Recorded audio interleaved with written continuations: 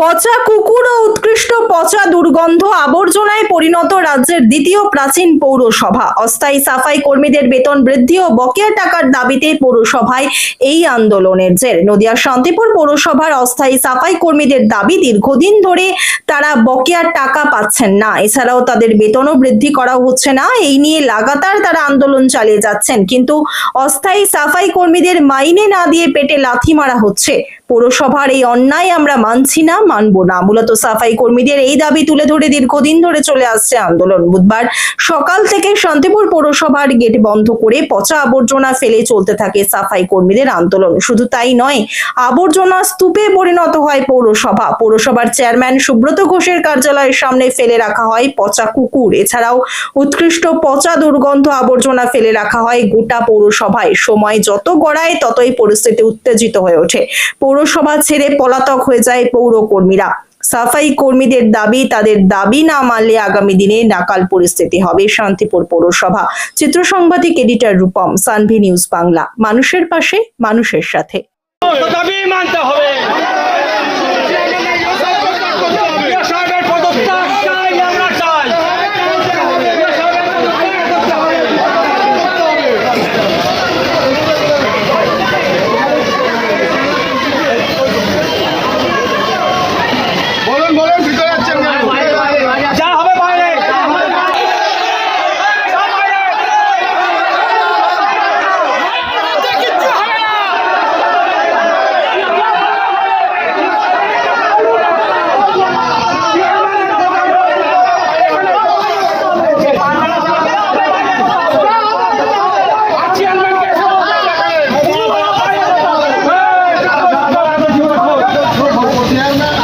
শান্তিপুরে কোনো একটা কাজ নেই, কোনো একটা কাজ নেই।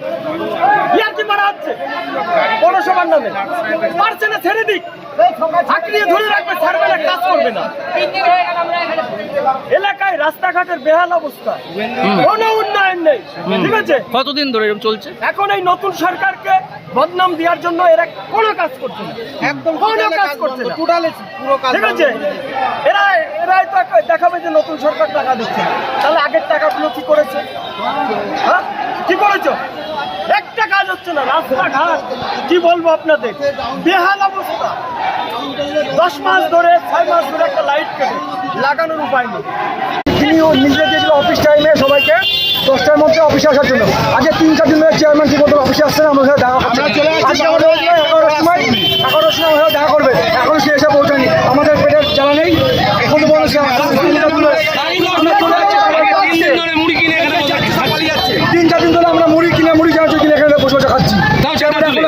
উনি যদি আমাদের মাইনে তাহলে যদি পারে আজকের মিটাক, না পারলে উনি পদত্যাগ করুন।